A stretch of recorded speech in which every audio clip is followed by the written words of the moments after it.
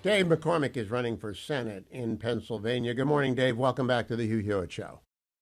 Hey, good morning, Hugh. How are you? I am great. I want to read you the announcement by the Israeli Defense Forces spokesman 20 minutes ago.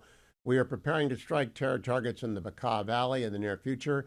Hezbollah stores strategic weapons there in civilian buildings and uses the population as a human shield and knowingly puts it in danger. I am warning the Lebanese residents in the villages of the Bekaa Valley.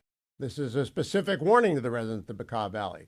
Residents who are near buildings or inside homes where missiles and weapons are stored, distance yourselves immediately. Dave McCormick, I applaud the IDF for being humane. I also think they've got to take the war to the Bekaa Valley. What do you think? Yeah, couldn't agree more. And I think this has been what the IDF has done since the horrible events of October 7th, when they've taken the war to Gaza, or now to the northern part into Lebanon. They've time and again warned that attacks are coming to give the civilian population an opportunity to leave. And listen, this is a tough battle, but this terror has to be destroyed. This capability with Hamas and Hezbollah, which is raining missiles down on Israel as we speak, has to be destroyed. And the original sin, unfortunately, is Iran. The 2015 deal that Barack Obama did with Iran that gave them back $150 billion of sanctioned money. Bob Casey, my opponent, was the deciding vote. This is the terror network. These are the terrorist proxies. Their goal is to destroy Israel, but it's not just Israel. It's also focused on the West, and we've got to support Israel in our closest ally, uh, one of our closest in the world, and certainly our closest in the region, in destroying this terror. Unfortunately, it's a tough business.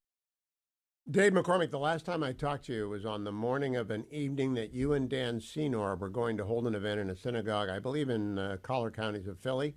How did that go, and how are you doing both in Pittsburgh and Philadelphia among Jewish American voters who are concerned with this conflict? That event was incredible. It was a Monday night. An event at about 9 o'clock at a local synagogue, and about 350 people showed up. And Wow. a good number of those people were not Republicans; they were Democrats or Independents, and they're deeply worried about the fight abroad that we just talked about, the attacks on Israel, but also the fight at home and the terror of anti-Semitism on our campuses and across our society. And that was a great discussion where I talked about the kind of leadership I will bring to this topic. I've been a strong voice on firing Liz McGill. I've been a strong voice standing against Summer Lee. I've been a strong voice for defunding universities that aren't able to stamp out anti-Semitism. Just today, I published an op-ed in the New York Post about the Anti-Semitism Awareness Act, which has been languishing on the floor of the Senate for 5 months. The co-sponsors, my opponent, Bob Casey, and Chuck Schumer and Bob Casey, are afraid to bring this to a vote because they're afraid they're gonna alienate the extreme anti-Israel, anti-Semitic part of the Democratic Party. And so this is the kind of leadership we need. Bob Casey, my opponent, has been on the opposite side of all these things. He's endorsed Summer Lee. He hasn't been able to get this Anti-Semitism Awareness Act to a vote, and he hasn't called out for the firing of Liz McGill. We need moral clarity and leadership at this moment, and unfortunately, many in the Democratic Party and certainly Senator Casey have failed to demonstrate it. Dave McCormick, I want to ask about recruitment. You made a choice out of high school to go to West Point. You served in the 82nd Paratroopers. By the way, the 98th Paratroop Division has moved up to the border in Lebanon. That's Israel's Yeah. preeminent paratroop division. How do we fix the recruitment crisis? How do we get young men and women who want to serve to do what you did when you put up your hand for West Point? Yeah, listen, it's heartbreaking to see all the services have missed their recruiting targets, with the exception of the Marine Corps. And there's a number of root causes. One root cause is we're not teaching our young people to believe that America is the greatest country in the world. If you don't believe America is exceptional, then it's hard to get you excited about serving America to keep it that way. And that's a big part of it. The recruiting standards, the rollout of DEI focused priorities in our military. The Army under President Biden issued its climate change strategy before its warfighting strategy.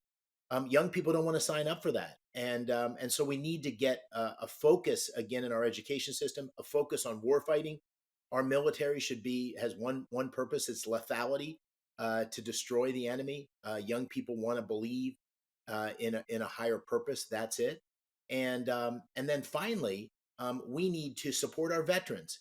When our young people walk down the street and see a homeless veteran, or someone that the veteran suicide rate still 22 a day, that's a failure of our society to honor, embrace, support those who have been prepared to make the ultimate sacrifice. And so, those are the kinds of priorities I would bring to the Senate. I believe we need to have a strong military. I believe the Ronald Reagan line: it's peace through strength, and only by having military capability and the will to use it in support of American interest are we gonna get our young people excited about serving the greatest country in the world. And for me, it was life changing.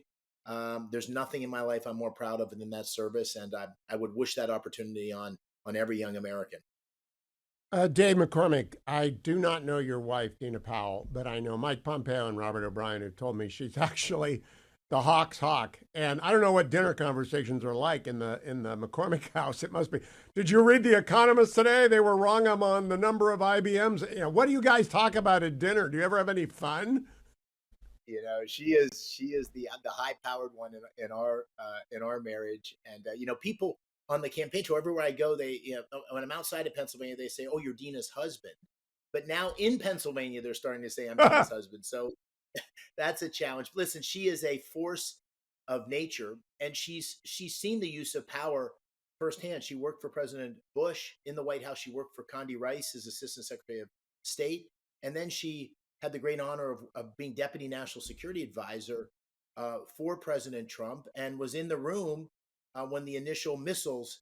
They were at Mar-a-Lago, and the President Xi was there, and the initial missiles sent into Syria when Syria crossed the red line. This is She's seen the use of power, and we've lost deterrence because we haven't had leadership in the White House under President Biden and Harris, and Casey supported him every step of the way. We haven't had leadership that's shown the willingness to use power thoughtfully and effectively. President Trump did that. We had deterrence under Trump. I don't think our adversaries would be testing us if we didn't have the weakness of President Biden and Vice President Harris, and that's what we need to restore to the White House: is deterrence, which is strength, and the willingness to use military power selectively. That's what Dean and I both believe. And it's all about leadership. Leadership is all the difference between getting our country back on track, or continuing down a path which I think we all are deeply worried about America's future. I have one more question on national security, but I want to make sure we get your website out there, because small dollar donors are hard money that you can use in Erie, in Pittsburgh, in Scranton, in Philadelphia, of course. Very expensive state to run in. What is the website?